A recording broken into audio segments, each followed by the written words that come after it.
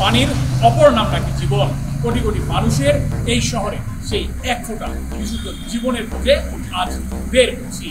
হাতে একটি হাফ লিটারের খালি পানির বোতল। এটা নিয়ে যাব ঢাকা শহরে বেশ কিছু জায়গায়, খুঁজবো একটু বিশুদ্ধ পানি। চলুন।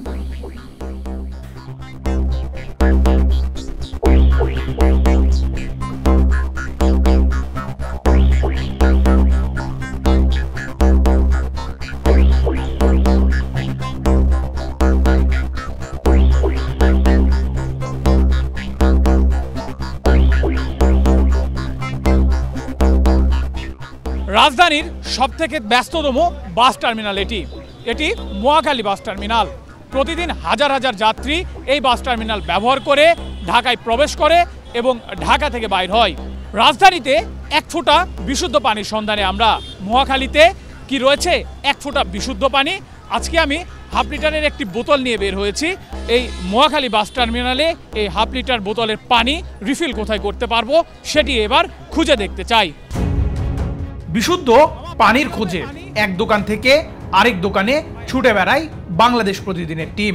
খোলা পানি পাওয়া যাচ্ছে কিছু দোকানে, তবে সেগুলো পান করা নিরাপদ কিনা দোকানি নিজেই তা জানেন না। যদিও প্রায় সব দোকানেই পাওয়া যায় বিভিন্ন কোম্পানির উৎপাদিত পানির বোতল, তবে তার জন্য গুনতে হবে বাড়তি টাকা। আমি মহাখালীতে এই বোতলে পানিটা ভরবো কোথায়? এটা মহাখালী বাস স্ট্যান্ডে আমি বোতলে পানিটা রিফিল করতে যাচ্ছিলাম। এখানে পানি রিফিল করার কোনো জায়গা আছে? মহাখালী বাস টার্মিনালে যাবে না, মহাখালী বাস টার্মিনালে পানি ভরার মতো তেমন কোনো জায়গা নেই। একজন সাধারণ যাত্রী হিসেবে আমি যদি পিপাসা লাগে আমি তাহলে এখান থেকে আমার উপায় কি পানিটা খাবার? মামা পানি হবে? পানি আমি 1 ঘন্টা যাবত মহাখালীতে ঘুরছি, আমার পিপাসা লেগেছে, আমি কি পানি পেতে পারি? কি লুজ পানি না মানে খোলা পানি না আপনার বোতলের পানি? আমি একটি বোতল হাতে নিয়ে ঘুরছি, আমি কি এই বোতলটি রিফিল করতে পারবো এখানে কোথাও থেকে?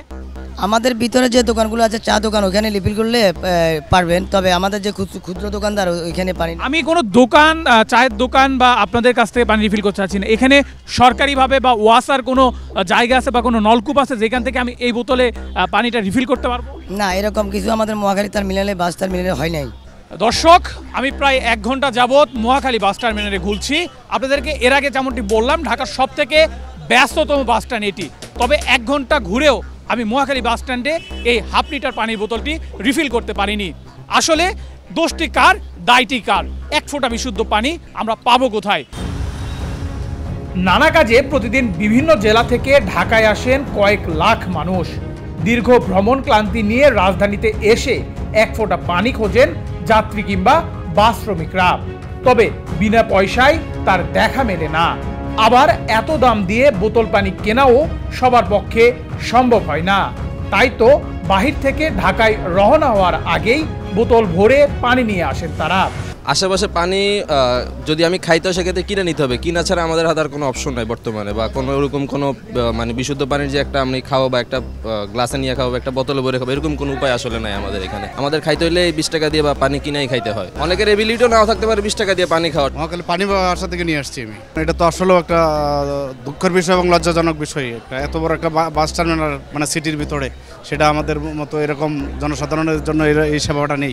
পানি আপনার বোতল কিনতে হয়, আমাদের যাত্রীরা বোতল কিনে, কেউ হাফ লিটার, কেউ 1 লিটার, কেউ 1.5 লিটার। জামালু থেকে বোতল বইরা নিয়ে আসি, গাড়ি মনে করেন 20-22 টাকা করে বোতল বইরা নিয়ে আসি ওই পানি খাওয়া দাওয়া করি। স্পষ্ট বোঝাই যাচ্ছে বাসা থেকে নিয়ে আসা অথবা বোতলজাত পানি কেনা ছাড়া পথে বিশুদ্ধ পানি পান করার সুযোগ নেই যাত্রীদের। এবার একটু পানি খুঁজতে চাই বাস কাউন্টারের টিকিট বিক্রেতার কাছে, জানতে চাই খাবার পানি পাবো কোথায়? পাবেন না, এটা কিনে নিতে হবে। কেনা ছাড়া আমি একজন যাত্রীর পিপাসা লাগলে সে পানি পাবে কোথায়? 1 ফোঁটা বিশুদ্ধ পানি এই মহাখালী বাস টার্মিনালে পাবে কোথায়?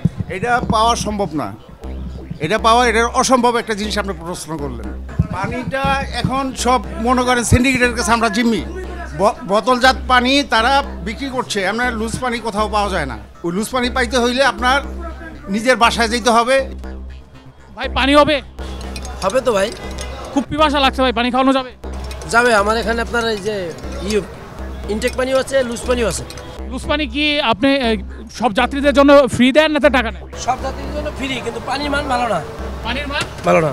মানে তাহলে আমি একটা ভালো মানের পানি কিনতে যাচ্ছি, এটার দাম কত ভাই? 20 টাকা ভাইয়া। পানি বোতল 20 টাকা, কতটুকু পানি? Half litre. Half litre. দর্শক, অবশেষে মহাখালীতে প্রায় 2 ঘন্টা যাবৎ ঘুরে ঘুরে পিপাসার কারণে এই 20 টাকা দিয়ে হাফ লিটার পানি আমাকে কিনে খেতে হচ্ছে।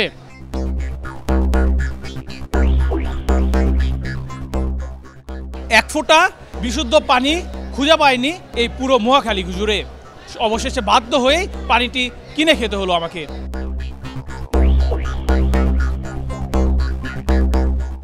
দর্শক, এবার আমার হাতে রয়েছে 2টি বোতল।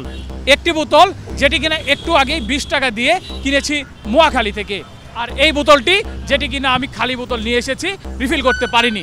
এবার আপনাদেরকে আরও একটি জিনিস দেখাতে চাই এই 2 বোতল দিয়ে, চলুন আমাদের সঙ্গে।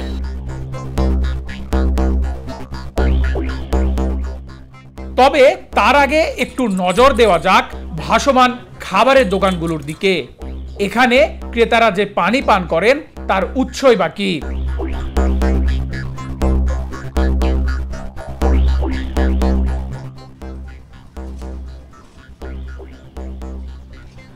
মামা, এগুলো কিসের পানি? এগুলো ফিল্টার। ফিল্টারের পানি। এগুলো আপনি কিনে নিয়ে আসেন? হ্যাঁ, কই থেকে কিনে নিয়ে আসেন? ওরা গাড়ি দিয়ে দেওয়া যায়।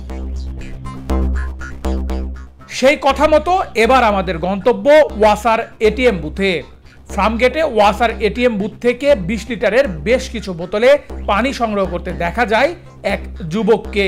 তার কাছে জানতে চাই পানি তিনি কি করেন। এটা বলতে পারবো না, কিন্তু আমার প্রতিদিন 20টা 15টা এরকম যায়। আমার 2টা ছোট হোটেল আছে, একটা চায়ের দোকান আছে, এই 3টা 4টা কিছু ছোট ছোট কাস্টমারকে আমি সাপ্লাই করে থাকি। 20 লিটারের দাম বোতল 30 টাকা হোটেল থেকে। যেহেতু এখান থেকে ওনারা জানে যে আমি কোন জায়গা থেকে পানি নিচ্ছি, ওনাদেরকে আমি বলে দিচ্ছি যে আমি ওয়াসা থেকে আনি। ওয়াসার পানি নিয়ে রয়েছে নানা বিতর্ক। এত দামে কম পাওয়া পানির মান নিয়ে প্রশ্ন আসা স্বাভাবিক, তবে গ্রাহকদের মুখে ছিল এই পানির প্রশংসা। ওয়াসার আসলে নিয়মিতই পানি নেওয়া হয়, খাবার পানি না, এই পানিতে কোনো সমস্যা নেই। আমি প্রতিদিন আপনার 7-8 লিটার পানি। আপনি যদি 7-8 লিটার পানি বাহির থেকে কিনতে চান, আমার হাতে যেরকম বোতল আছে, এই বোতলের মতো যে বাহির থেকে বোতলজাত পানি কিনতে চান, আপনার খরচ কেমন? আপনার 20 টাকা লিটার, তো স্বাভাবিকভাবেই আপনার 160 টাকা 150 টাকা আপনার এসেই করবে। আমি প্রতিদিন পানি নিই না, সপ্তাহে একদিন নেই। 80 লিটার নেই, আমার 1 সপ্তাহ হয়, 150 টাকা লাগে। 50 টাকা রিক্সা ভাড়া আর 100 টাকার পানি। এই পানিটা অনেক ভালো, এই জন্য আমরা এই পানিটা খাই। 53 পয়সা, আরও কম, মানে বলতে গেলে 48 থেকে 45, মানে 45 থেকে 48 পয়সা। আসলে আমি শিওর বলতে পারবো না কি কারণে যে কোম্পানিগুলো আমাদের কাছ থেকে এত টাকা নিতেছে, কারণ বোতলেও বেশি খরচ না। আর পানি এই বোতলে যেমন কিনে, মানে এই বোতলে যেমন কিনি, ওই বোতল এই জায়গার পানিও ঠিক সেরকমই, একই পানি, কিন্তু জানি না কি কারণে বোতলগুলো এরকম হয় আর কি। দর্শক, এই বোতলটি ওয়াসা থেকে রিফিল করতে আমার খরচ পড়েছে মাত্র 40 পয়সা। তবে মজার বিষয় হচ্ছে, একটু আগে মহাখালী থেকে যে বোতলটি আমি কিনেছিলাম, সেই বোতলে খরচ পড়েছিল আমার 20 টাকা। এখন প্রশ্ন হচ্ছে, আমরা কি তাহলে এই প্লাস্টিক কিনছি 19 টাকা 60 পয়সায়? এবার সেটি জানাতে চাই আপনাদেরকে।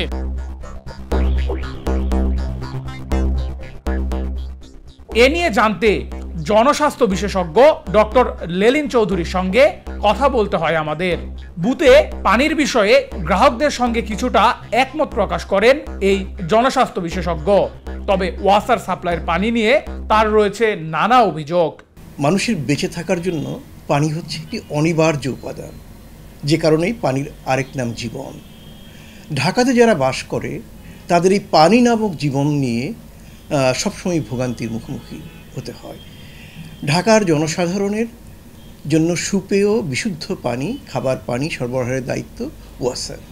কিন্তু ওয়াসা যে পানিটি সরবরাহ করে এটি মোটেই সুপেয় নয়, এবং বরঞ্চ এটি খেয়ে মানুষের নানা ধরনের রোগ, যেমন ডায়রিয়া, ডিসেন্ট্রি, কৃমি, টাইফয়েড, প্যারাটাইফয়েড, জন্ডিস, খাদ্যে বিষক্রিয়া ইত্যাদি হয়ে থাকে।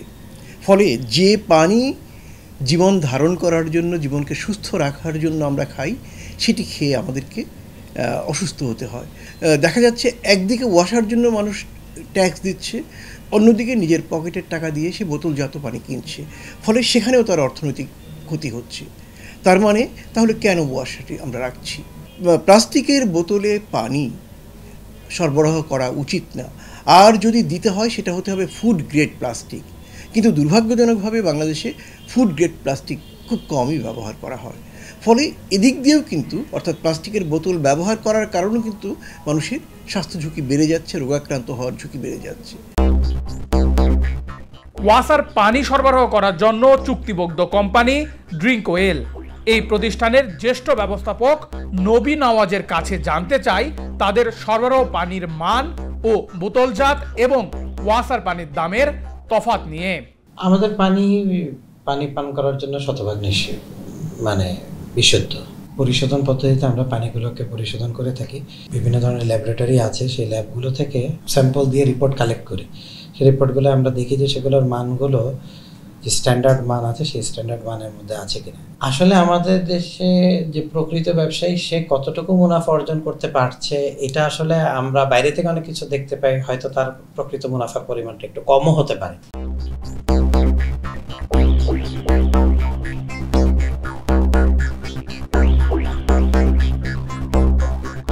মাথার উপর থেকে সূর্য অস্ত গেছে পশ্চিম দিকে, তারপরেও এই রাজধানীর শহর জুড়ে বিনা পয়সায় এক ফোঁটা বিশুদ্ধ পানি পায়নি কর্তৃপক্ষ অথবা বিশেষজ্ঞ। এর সমাধান দিতে পারেনি কেউ। 3 কোটি মানুষের বসবাস এই রাজধানী শহরে, তাদের বিশুদ্ধ পানি সরবরাহ দায়িত্ব অথবা দায় তাহলে কার? এমনই প্রশ্ন সাধারণ জনগণের। নেহাল আহমেদ প্রান্ত, বাংলাদেশ প্রতিদিন, ঢাকা।